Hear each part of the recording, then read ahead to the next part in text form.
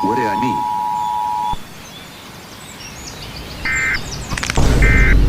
It forgot primero was escaping a tornado.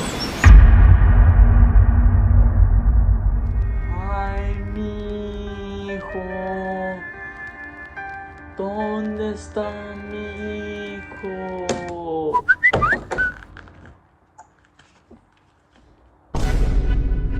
¿Está atrapado en una isla con un tornado? No puedo dejar que me dañe mi hijo.